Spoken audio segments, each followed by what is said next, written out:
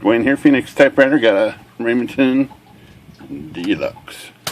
So, everything seemed to be pretty good on this until I was doing a final test out on it. And what's happening now? Looks like it's on line lock. Well, that wasn't happening just a second ago. Okay, let's see. Line lock. I just hit margin release to get that to free up. Okay, well I might have to look at that too. I started this video because the shift down here is making a weird click. It shifts okay, but this side makes weird. This side is okay. Shifts up and down, but this side's making this weird click. So I looked everywhere in the front here, and then I flipped it, and of course it won't do it when it's on its back. It can't. The carriage kind of moves up by itself, so remove the cover here, and pretty quickly it was able to identify the problem down here. So if we look way down here in the innards and maybe get some light, you can see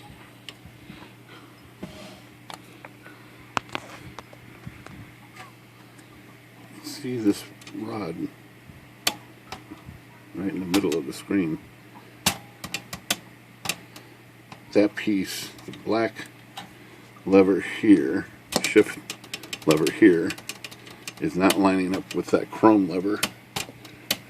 It's not lining up with that chrome lever right there. So I took a close look at this and could see that maybe I can form that over a little bit.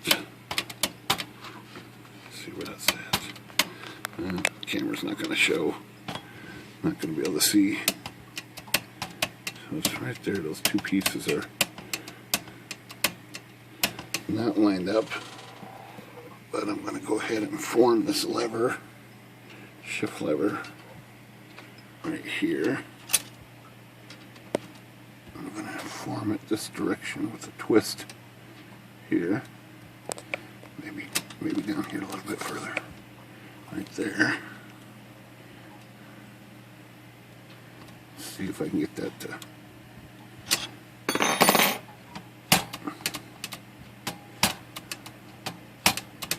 okay, I think that's it.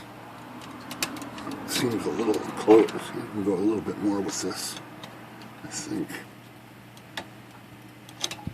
Okay, now it looks like it's right in the middle of that paw assembly, which is virtually impossible to see here on camera, it looks like.